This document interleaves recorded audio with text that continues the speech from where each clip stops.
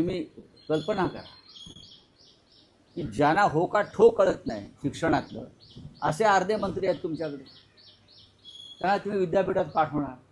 हा जेएनजीचा अपमान आहे. महाराष्ट्रात असे अनेक मंत्री आहेत, त्यांचा संबंधच नाही काही.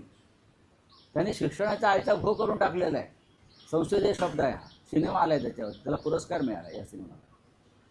तेव्हा देवेंद्र फडणवीस यांनी कृपा करून जेएनजीच्या लोकांच्या शिक्षकांच्या नादाला आता लागू नये. तुम्ही जे शोषण केलं आतापर्यंत ते आता सगळं बाहेर यायला लागलेलं आहे.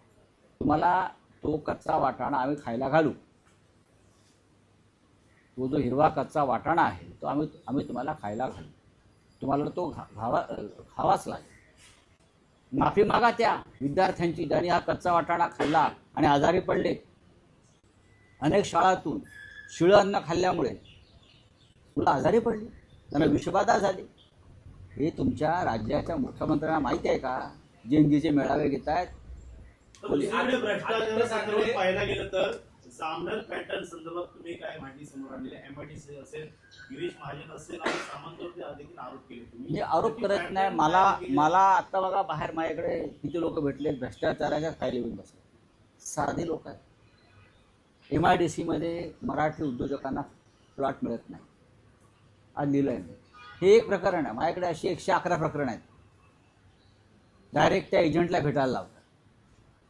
मंत्री भेटत नाहीत, त्यांचे OHD नाही भेटलं तर OHD एजंटला भेटायला सांगतात. स्टार्टअप इंडिया करताय ना, मेड इन इंडिया करताय. एमआयडीसीचे प्लॉट कोणाला जात आहे आणि कोणत्या मार्गाने जात आहे, कुठ्या मागे किती पैसे आहेत? मी किती म्हटलं आयुष्यावर बोलायचं नाही तरी मला राहत नाही हे विषय बोलल्याचे. इतके लोक येत आहेत. कुंभमेळ्यामध्ये बघा काय चाललं आहे. म्हटलंय कशा प्रकारे पैसे खातात. धर्म सोडत नाही, उद्योग सोडत नाही, शिक्षण सोडत नाही, पोषण आहार सोडत नाही मुलांचा. सर्वत्र पैशाचा अपहार सुरू आहे.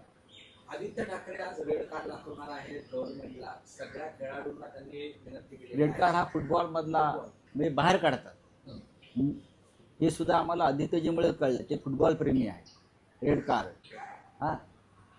फार उत्तम प्रकारचं आंदोलन त्याने हातामध्ये घेतलं आहे. मुंबईमधलं मैदानं वाचवण्यास. ही सगळी मैदानं ही एका विशिष्ट बिल्डरच्या हातात दिली जात आहेत. विशिष्ट बिल्डर, फडणवीसांच्या मर्जीतले बिल्डर. मुंबई विकायलाच विकली.